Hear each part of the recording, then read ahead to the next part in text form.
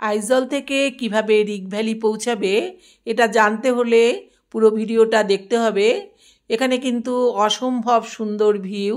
এ দেখো, পুরো ভিডিওটা দেখলে বুঝতে পারবে অপূর্ব সুন্দর এখানকার সিনারি। আমরা এই আইজল ট্রিপে কিন্তু 7 দিনের সময় নিয়ে এসেছি। ঠিক কতটা আমরা কভার করতে পারবো আমরা জানি না, তবে আমরা কোথায় কোথায় যাচ্ছি এবং কি কি কভার করতে পারলাম তা অবশ্যই তোমাদের সঙ্গে শেয়ার করব। তোমরা সঙ্গে থেকো। দেখো কি সুন্দর প্রাকৃতিক দৃশ্য, অপূর্ব। আমরা এবার চললাম রিগ ভ্যালির দিকে, তোমরা সঙ্গে থেকো। হোমস্টে থেকেই আমাদের সকালের টিফিনের ব্যবস্থা করা হয়েছিল। হালকা একটু টিফিন করেই আমরা বেরিয়ে পড়লাম রিগ ভ্যালির উদ্দেশ্যে। হ্যালো বন্ধুরা, আজকে আমাদের প্রথম দিনের ট্রিপ শুরু। আজকে আমরা যাচ্ছি এখান থেকে 30 কিলোমিটার দূরে রিগ ভ্যালিতে, এবং সেখানে পৌঁছে আমরা কি দেখলাম, কেমনভাবে সারাদিন কাটালাম সেটাই তোমাদের সঙ্গে শেয়ার করব। এই যে নিচে কিন্তু আমাদের গাড়ি চলে এসেছে, এই যে নিচে কিন্তু আমাদের গাড়ি দাঁড়িয়ে রয়েছে। আমরা 6 জন রয়েছি, সেজন্য আমাদের বড় গাড়ি নেওয়া হয়েছে। আমরা এই যে 6 জন মিলে রওনা দিলাম রিগ ভ্যালির উদ্দেশ্যে। আর এটা যেহেতু 30 কিলোমিটার দূরত্বে, সেই জন্য আজকে কিন্তু আমাদের শুধু এই রিগ ভ্যালিটাই আমরা কভার করতে পারবো। এখন আমাদের ঘড়িতে বাজে 11:30। 11:30 আমরা আইজল থেকে যাত্রা শুরু করলাম রিগ ভ্যালির উদ্দেশ্যে। যে আমাদের 4 মূর্তি আর 2 মূর্তি এখনো গাড়িতে ওঠেনি। আমাদের যাত্রা কিন্তু যে শুরু হলো আইজল থেকে। প্রচন্ড বৃষ্টি শুরু হয়েছে, এই দেখো। তার মধ্যেই আমরা রওনা দিলাম রিগের উদ্দেশ্যে। জানি না এখন পৌঁছাতে পারবো কিনা, দেখতে পারবো কিনা। বৃষ্টি মাথায় নিয়ে আমরা রওনা দিলাম। হ্যাঁ, আজকে ঘোরাফেরাই, এই ট্যাক্সিটাই ঘোরাফেরা করলাম। হ্যাঁ, আজকে রিগ ভ্যালি ছাড়া তেমন কিছু হবে না। হবে না, ডাং মারলো। আর তারপরে হ্যাঁ, আর কি করা যাবে, ওইটাই গায়ে লাগছে। প্রথমেই পাহাড়ি পথ বেয়ে এই বৃষ্টির মধ্যেই আমাদের গাড়ি এগিয়ে চলল রিগ ভ্যালির উদ্দেশ্যে। রাস্তা কিন্তু খুব একটা চওড়া নয়। এখন আমাদের গাড়ি কিন্তু আইজলের রাস্তা দিয়েই এগিয়ে চলেছে। আইজলের রাস্তা তাও একটু চওড়া রয়েছে, এখান দিয়ে তাও পাশাপাশি দুটো গাড়ি আসা যাওয়া করতে পারে। যতই আমরা রিগ ভ্যালির দিকে এগোতে থাকলাম, ততই দেখলাম রাস্তা সংকীর্ণ হয়ে এসেছে। পাশাপাশি দুটো গাড়ি চলা দুষ্কর, কিন্তু এই পাহাড়ি রাস্তা কিন্তু দেখতে ভীষণ ভালো লাগে। কিছুক্ষণের মধ্যেই কিন্তু আবার বৃষ্টি থেমেও গেল। আকাশে তখন সাদা মেঘের ফেলা ভেসে বেড়াতে দেখা গেল। পাহাড়ে এ এক অপূর্ব এক সৃষ্টি ভগবানের। আকাশটার দিকে তাকিয়ে দেখো, সাদা পেঁজা তুলোর মতো মেঘ ভাসছে। কে বলবে কিছুক্ষণ আগে বৃষ্টি হয়ে গেছে। মনে হচ্ছে শরতের ঝকঝকে আকাশ। এতদিন কিন্তু মিজোরামে বাইরের টুরিস্টারদের খুব একটা দেখতে পাওয়া যেত না, কারণ এখানে আসা ছিল কষ্টসাধ্য এবং ব্যয় সাপেক্ষ ব্যাপার। আইজলের সাইরাং পর্যন্ত আসবার জন্য যে রেলপথ বসানো হচ্ছিল এতদিন থেকে, সেই কাজ সম্পূর্ণ হওয়ায় গত 2025 সালের 16ই সেপ্টেম্বর এই রেলপথটি ওপেন হয়, এবং এর ফলে জনসাধারণের অনেকটাই সুবিধা হয়েছে। আর এর ফলে দেখা যাচ্ছে অনেক ট্রাভেলারই এই পথ ধরে মিজোরামে পৌঁছে যাচ্ছে। প্রথমে এসে পৌঁছাচ্ছে এই মিজোরামের রাজধানী আইজলে। কলকাতা থেকে সরাসরি বিমানপথেও কিন্তু এখানে পৌঁছানো যায়, কিন্তু সেটা সকলের জন্য সম্ভবপর হয়ও না। আর এই রেলপথটা চালু হবার পর অনেক মানুষের সুযোগ হয়েছে এই মিজোরাম ঘুরে দেখার। আমরা আইজল থেকে যতই রিগ ভ্যালির দিকে এগোতে লাগলাম, ততই কিন্তু রাস্তাটা ওপর থেকে নিচের দিকে নেমে গেল, এবং রাস্তা কিন্তু খুবই সংকীর্ণ। এতটাই সংকীর্ণ যে পাশাপাশি দুটো গাড়ি আসা কিন্তু প্রায় অসম্ভব।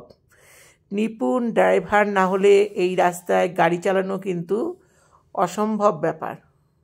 কিন্তু এই পথ ধরেও দেখলাম এই ছোট গাড়ি ছাড়াও কিন্তু মিনি বাসের মতো ছোট ছোট বাস এই রাস্তায় চলাচল করছে। একটা গাড়ি যখন সামনে থেকে আসছে তখন আরেকটি গাড়িকে পিছিয়ে নিয়ে বা এগিয়ে নিয়ে পাশ কাটিয়ে একটু দাঁড়াতে হচ্ছে। একটি গাড়ি বেরিয়ে যাবার পর তখন আরেকটি গাড়ি ধীরে ধীরে তার গন্তব্যে এগিয়ে যাচ্ছে। এভাবেই কিন্তু এখানকার গাড়িগুলো চলাফেরা করে। আমাদের গাড়ি যতই সামনের দিকে এগোতে লাগলো রাস্তার পাশের ঝোপঝাড়গুলো যেন আরও তত বেশি গাঢ় হতে শুরু করলো। এক এক জায়গায় এমন মনে হচ্ছিল যেন সন্ধ্যা নেমে এসেছে। যারা সবুজের সমারোহ দেখতে ভালোবাসো তাদের কিন্তু এখানে আসলে অবশ্যই মনটা ভালো হয়ে যাবে। এদিকে সবুজ ঘন বনানী, তার ফাঁকে ফাঁকে দেখা যাচ্ছে পাহাড়ের শ্রেণী। আবার কিছুটা গিয়েই এমনভাবে গাছপালাগুলো ঢেকে যাচ্ছে সেই পাহাড়ের শ্রেণী দেখা যাচ্ছে না। এভাবেই কিন্তু আমাদের গাড়ি এগিয়ে চলল। আমাদের গাড়ি যতই সামনের দিকে এগোতে থাকলো ততই দেখা গেল বনানীর ভেতর থেকে ভেসে আসছে ঘণ্টা বাজানোর মতো আওয়াজ। আমাদের সঙ্গে এক দাদা ছিলেন, উনি বললেন এটা ঘণ্টি পোকার আওয়াজ।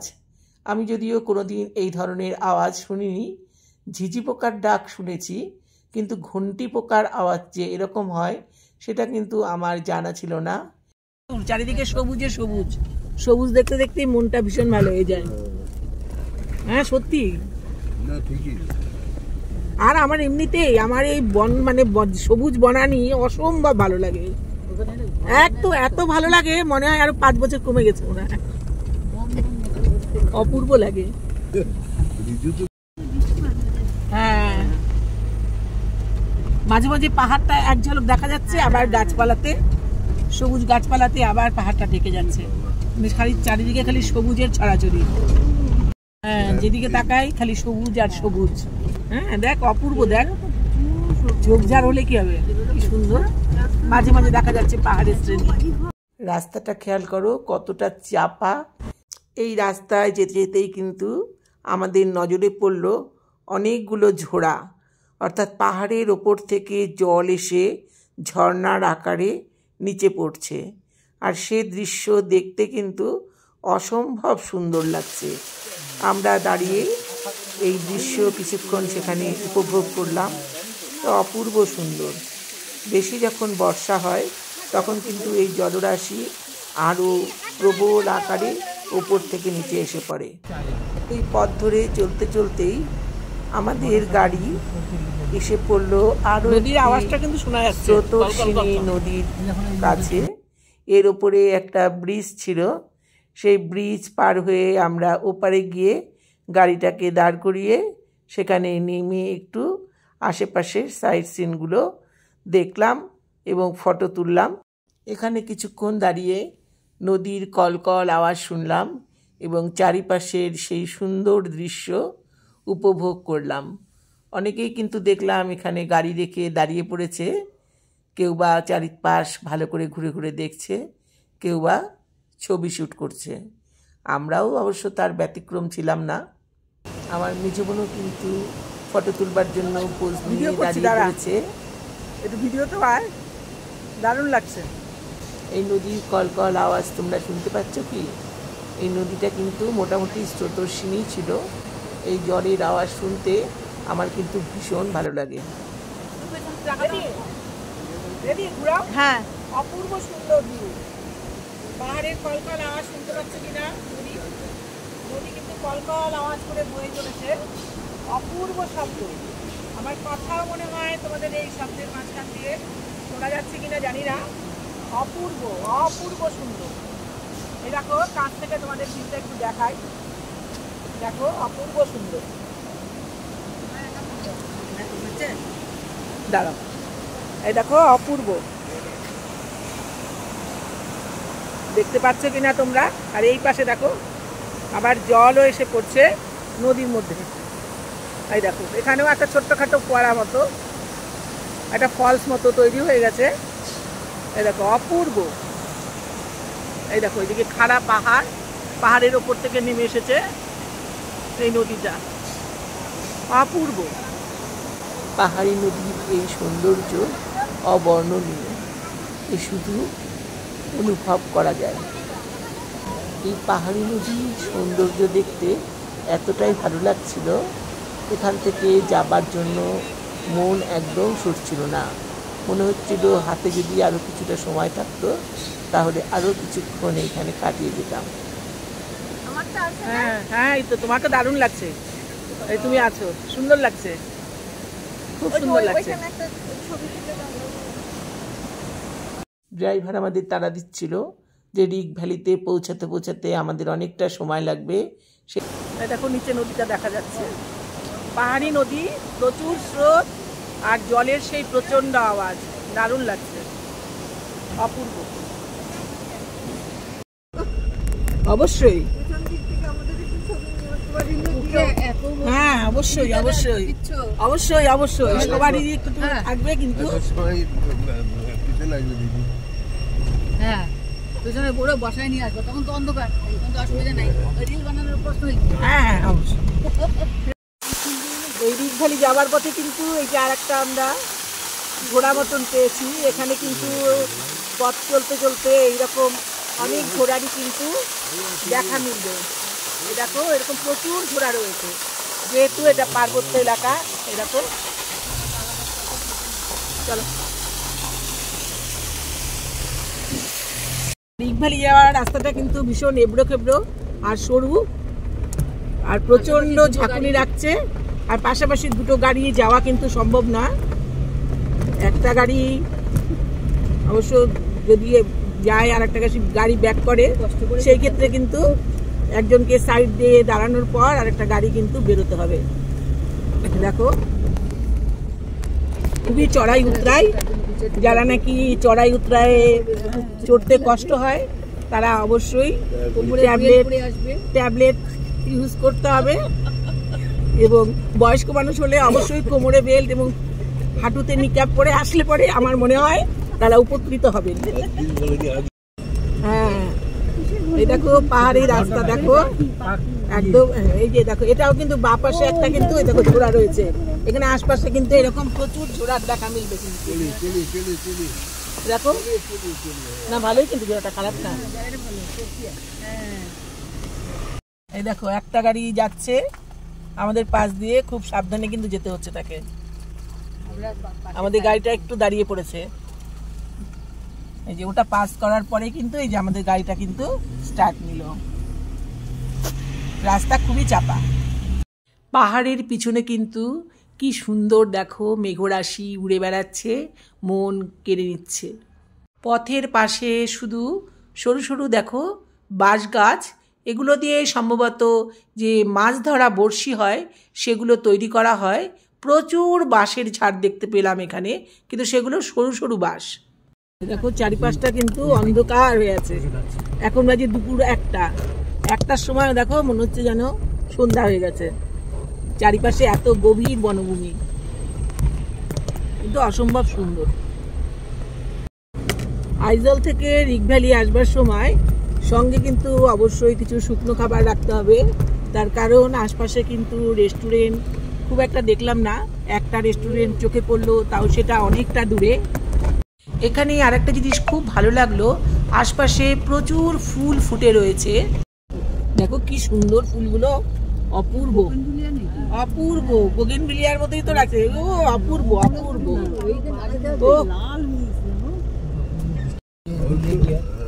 অবশ্য ঠিকই, কারণ যাই তো খুব কম লোক না, বাঙালি এখনো খবর পাইনি। এই দেখো আমাদের রিগ ভ্যালিতে পৌঁছানোর পূর্বেই কিন্তু আবার শুরু হয়ে গেল বৃষ্টি। জানি না আমরা শেষ পর্যন্ত আমাদের এই ভ্যালি পরিদর্শন কতটা সুখকর হবে, বুঝতে পারছি না। এই রাস্তা এতটাই সংকীর্ণ, এই আমাদের গাড়ি এখানে দাঁড়িয়ে আছে, সামনে যে আসা বাসগুলো কিন্তু ক্রস করতে পারছে না। আমাদের ড্রাইভার ভাই তাই গাড়িটাকে আস্তে আস্তে পেছন দিকে ব্যাক করছে। একটা রাস্তা কিন্তু খুবই সংকীর্ণ, এই বাস দুটো এসে দাঁড়িয়েছে, এরা এখন পাস করবে। এই দেখো, এখন জানি না পাস করতে পারবে কিনা। রিক ভ্যালি থেকে এই বাসগুলো ট্যুরিস্ট নিয়ে ফিরে আসছিল। দেখলাম বাস পরিপূর্ণ। আমরা অনেকটা পথ অতিক্রম করে চলে এসেছি, কিন্তু এখন এই ভ্যালিতে আমরা উঠতে পারবো কি না, কারণ যেহেতু পাথুরে পাহাড়, তার উপরে চড়বার সময় পা পিছলে যাওয়ার কিন্তু সম্ভাবনা একটা রয়েছেই। কি দারুণ, দেখ ভর্তি স্থলপদ্ম একদম। পাহাড়ের কোলে কোলে এত ফুল, কিভাবে মনে হচ্ছে কেউ যেন যত্ন করে লাগিয়ে দিয়েছে। এই বাসগুলো সম্ভবত আইজল থেকে টুরিস্ট নিয়ে রিক ভ্যালিতে এসেছিল। এই যে এখন এরা ফিরে যাচ্ছে। দেখো পথের পাশে এই যে পাহাড় কেটেছে, দেখতে পেলাম বেশ লাল রঙের, মনে হচ্ছে খুব একটা শক্ত পাথর দিয়ে তৈরি নয়, বালি বালি গোছের, আর পাশ দিয়ে লাল জলের স্রোত বয়ে চলেছে। রাস্তার ধারে প্রচুর তারাগাঁদা ফুল ফুটে রয়েছে, আর দেখলাম অনেক কসমসও ফুটে রয়েছে, অপূর্ব। আমরা কিন্তু চারিদিকে শোভা দেখতে দেখতে পৌঁছে গেলাম রিক ভ্যালিতে। আর আইজল থেকে রিক ভ্যালিতে পৌঁছাতে আমাদের সময় লাগলো 2 ঘন্টা। এখানকার রাস্তা কিন্তু দেখলাম ভেজা, কিন্তু আকাশ দেখে মনে হচ্ছে না যে একটু আগেই এখানে বৃষ্টি হয়ে গেছে। দেখো আকাশ কিন্তু ঝকঝক করছে, সাদা পেঁজা তুলোর মতো মেঘ ভেসে বেড়াচ্ছে। এখানেও দেখলাম প্রচুর কসমস ফুটে রয়েছে। এই চারিদিকের শোভা দেখতে দেখতে আমাদের গাড়ি কিন্তু রিক ভ্যালিতে পৌঁছে গেল। আমরা যে গাড়ি নিয়ে এসেছি সেই গাড়িকে কিন্তু এখন এই রিক ভ্যালির যে টপ পিক রয়েছে সেখানে উঠতে দেওয়া হবে না। এদের যে গাড়ি রয়েছে সেই গাড়িতে করে আমাদের যেতে হবে, আর প্রত্যেক গাড়ি চার্জ নেবে 600 টাকা করে। তাই এখানে আমাদের 2টো গাড়ি ভাড়া করতে হলো, কারণ আমরা সংখ্যায় ছিলাম 6 জন। একটা গাড়িতে 4 জনের বেশি বসা যাবে না, তাই আমাদের বাধ্য হয়ে এখানে 2টো গাড়ি ভাড়া করে ওপরে যাওয়ার জন্য আমরা তৈরি হলাম। এই পাহাড়ের অন্যতম বৈশিষ্ট্য হলো এই সুন্দর ফুলগুলো। সত্যি এই ফুলগুলো দেখলে এমনি মন ভালো হয়ে যায়, অপূর্ব। প্রতিটা বাড়ির সামনেই দেখছি এরকম সুন্দর সুন্দর ফুলের টব সাজানো রয়েছে, তাতে বিভিন্ন ধরনের ফুল গাছ রয়েছে, অপূর্ব। দেখো কি সুন্দর। দেখো ঘন্টা বাজানোর মতো কিন্তু একটা আওয়াজ ভেসে আসছে, এটা ঘন্টি পোকার আওয়াজ। এই যে এখানে কিন্তু টয়লেটে গেলে তার ব্যবস্থাও কিন্তু রয়েছে। আমরা এখান থেকে রিকের যে পিকে যাব, সেখানে কি ধরনের সরীসৃপ প্রাণী থাকতে পারে তার একটা চার্ট এখানে দেওয়া রয়েছে। এখান থেকে আমাদের গাড়ি ভাড়া করতে হলো। এখানে যে একটা ছোট্ট স্টল রয়েছে, এখানে ফুচকা, ঝালমুড়ি এবং আরও ড্রিঙ্কসে যে পাওয়া যাচ্ছে। এই যে আমাদের সুন্দর করে মেখে দিয়েছে মুড়িটা। এই মুড়ি মাখাটার দাম নিয়েছে 50 টাকা। আর এখানে খাবার খেলেও খাওয়া যাবে, ওখানে রয়েছে। আমাদের খাবারের অর্ডার দিতে গিয়েছে, অর্ডার দিয়ে এখন আমরা রিক ভ্যালিতে যাব। সেখান থেকে ফিরে এসে আমরা এখানে খাবার খাবো, দুপুরের খাবার। আয় আয় আয়, যাবি আমাদের সাথে? চল আয় আয়। চারিদিকে দেখছি এই ফুলের ছড়াছড়ি। ছোট গাড়িগুলো এখনো আসেনি, তাই আমরা ওয়েট করছি। যে রেস্টুরেন্টে আমাদের খাবার অর্ডার করা হলো, ঠিক তার পেছনেই কিন্তু এই সুন্দর ভিউটা রয়েছে। আমরা দাঁড়িয়ে দাঁড়িয়ে খানিকক্ষণ এখানে উপভোগ করলাম। দেখো সরু রাস্তা, পায়ে চলা, আর দূরে দেখা যাচ্ছে পাহাড়ের শ্রেণী গাছের ফাঁক দিয়ে দিয়ে। নিচে কিন্তু গভীর খাদ। দেখো এখানে নজরে পড়লো, এ দেখো ডবল ডবল পাপড়ির তারাগাদা। তাই ভাবলাম যে তোমাদের সঙ্গে একটু শেয়ার করি। বৃষ্টি হয়েছে, ফুলগুলো সব ঝিমড়ে গেছে। এখান থেকে আমাদের নির্দিষ্ট গন্তব্যে পৌঁছানোর জন্য সময় লেগেছিল 15 মিনিট। আমরা গাড়ি করে রওনা দিলাম আমাদের নির্দিষ্ট গন্তব্যে। সরু খাড়া পথ ধরে আমাদের গাড়ি ছুটে চলল এবড়ো খেবড়ো পথ বেয়ে সামনের দিকে। আর এই পথ কিন্তু এতটাই সংকীর্ণ ছিল, এই পথে কিন্তু একটা গাড়ি গেলে পাশ দিয়ে আর একটা গাড়ি আসার কোনো ব্যবস্থাই নেই। এইখান থেকে ভিউটা কেমন সেটা একটু তোমাদের দেখিয়ে দিচ্ছি। দেখো ভ্যালিটা দেখো। এখান থেকে এখন পায়ে হেঁটে পাহাড়ের চূড়ায় পৌঁছাতে হবে। এই চূড়ায় পৌঁছাবার জন্য আমাদের সময় লেগেছিল 22 মিনিট। আকাশটা দেখো অসম্ভব সুন্দর। কিছুক্ষণ আগেই বৃষ্টি হবার দরুন এই ওপরে ওঠার রাস্তাটা কিন্তু বেশ পিছল ছিল। ওপরে ওঠাটা কিন্তু খুব একটা সহজ ছিল না। তবু আমরা এত দূর থেকে এসেছি, ওপরে উঠব না, তাই আমরা কষ্ট হলেও সন্তর্পণে পা ফেলে ফেলে এগিয়ে গেলাম ওপরের দিকে। আমি যেহেতু ভিডিও করছিলাম সেই জন্য আমি অনেকটাই পেছনে ছিলাম। সকলে আগে আগে রওনা দিয়েছে, আমি চলেছি সকলের পেছনে পেছনে। একটু বৃষ্টি হয়ে গেছে, জানি না কতটা ওপরে যেতে পারবো। ভীষণ কিন্তু স্লিপারি রাস্তা। এই রাস্তাটা চলতে গেলে কিন্তু পা টিপে টিপে চলতে হবে। তার বৃষ্টি হলে তার কথাই নেই। আমরা একটু বৃষ্টি পেয়েছি। দেখো চারপাশে সব কাশের মতো বন, এটা কি গাছ জানি না। প্রাকৃতিক সিনারি কিন্তু অসম্ভব সুন্দর। হাঁপিয়ে গেছি একটু ঘুরতেই। মাথার উপরে সূর্যদেব কিন্তু গনগন করে জ্বলছে। রাস্তাটা দেখাই। হাঁটতে গিয়ে ভীষণ কষ্ট হচ্ছে। আমাদের অবশ্য বয়সটাও অনেকটা বেশি। বাচ্চা ছেলেরা হয়তো অনায়াসেই পথটা অতিক্রম করতে পারবে। ওপরে গিয়ে আবার দেখাচ্ছি। বাজে দুপুর 2টো, সূর্য একেবারে মাথার উপরে, আর পথও ভীষণ দুর্গম। তার মধ্যে বৃষ্টি হয়েছে।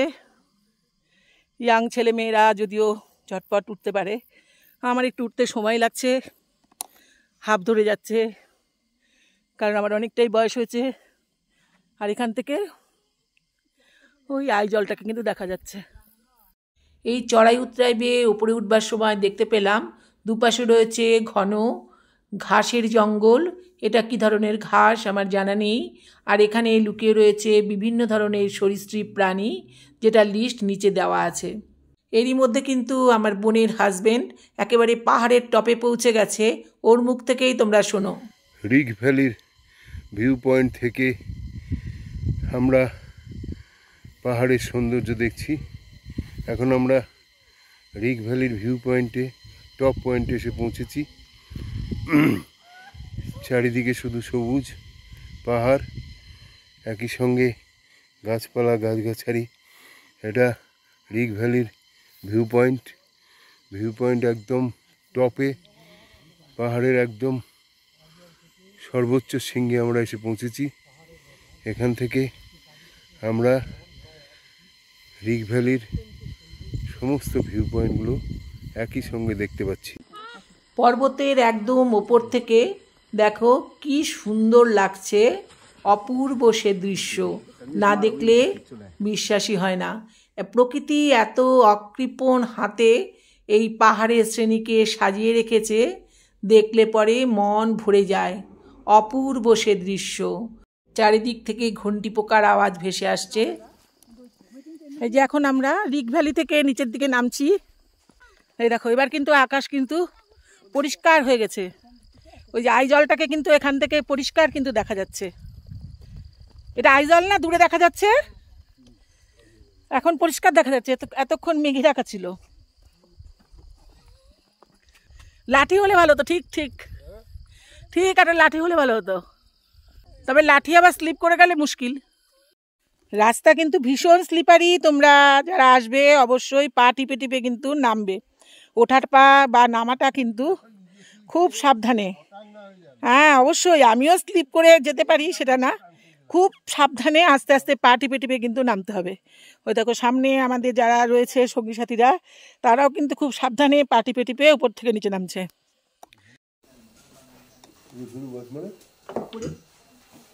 রিকা উপত্যকা ঘুরে আমরা এখানে একটা রেস্টুরেন্টে এসেছি।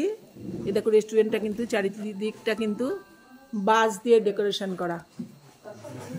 দেখো খুব সুন্দর। হ্যাঁ দেখো বাঁশ দিয়ে, দেখো ওপরটা কি সুন্দর করে ডেকোরেশন করা।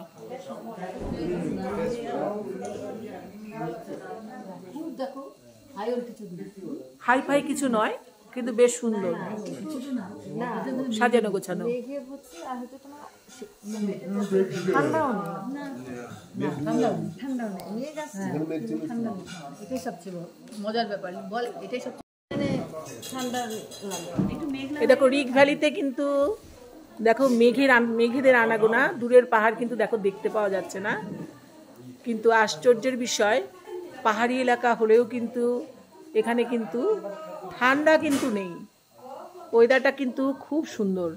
আমরা কিন্তু এই দেখো সবাই একটা একটা পাতলা পাতলা ড্রেস পরেই কিন্তু বেরিয়েছি। এখন হচ্ছে অক্টোবরের কয় তারিখ আজকে?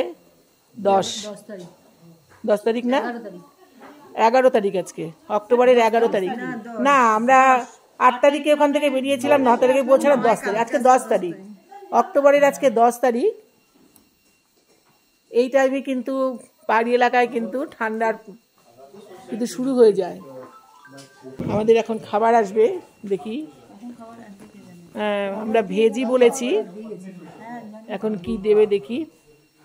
যদিও আমরা একটা একটা করে সোয়েটার সঙ্গে নিয়ে এসেছি, কিন্তু মনে হচ্ছে সেই সোয়েটার বা শালটা আমাদের কোনো কাজে আসবে না।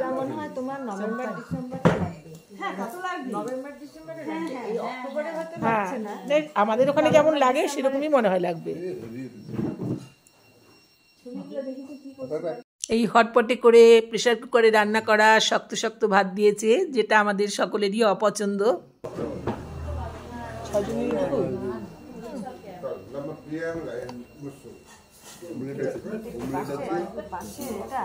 মনে হয় ওই তো যা দিয়েছে তাই খাওয়া, না চচ্চড়ি না, ওই তো মুখে দিয়ে দেখো না। হ্যাঁ, একটু খেয়ে দেখো। তোমাকে দিব দিদি ঝোল? হ্যাঁ দাও দাও দাও, অবশ্যই। এখানে কি এক প্লেট? জানি না আমি, একটু নিবে। হ্যাঁ দেখি, জানি না।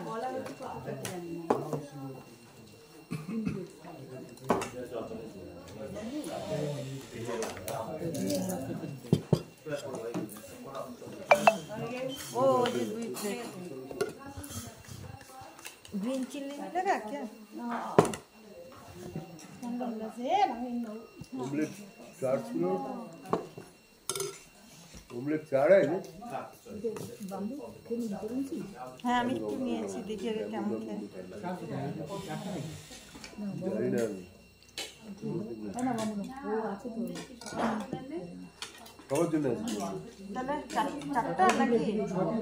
ও ঠিক আছে। বাবা ডাল মনে হয় কম নিলে হতো গো। এটা খাবি না? ভালো লাগছে না? এই যে এখানকার সবচেয়ে প্রধান খাবার যেটা, এই যে বাম্বু স্যুপ, খাইনি কোনোদিন, এখন দেখবো কে কেমন লাগছে। হ্যালো, আর এখানে হচ্ছে প্লেন রাইস, স্যালাড,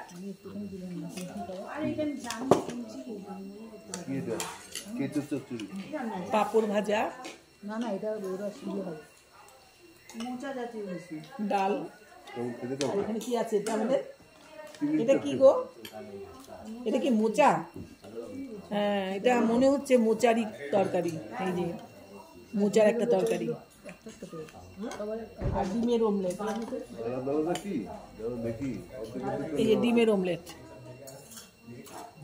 পাপড় দিয়ে খেতে খেতে শুরু কর না, অসুবিধা কি?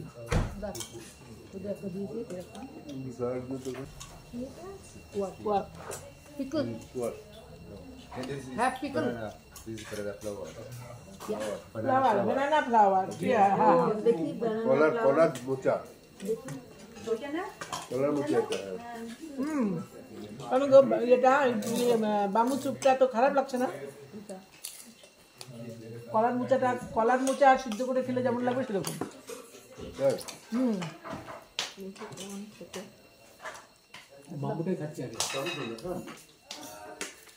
আমি আগে বাম্বুটাই নিলাম। আমাদের মতন রান্নার না, কোনোটাই এরকম পাবা না। আমরা যে মোচা খাই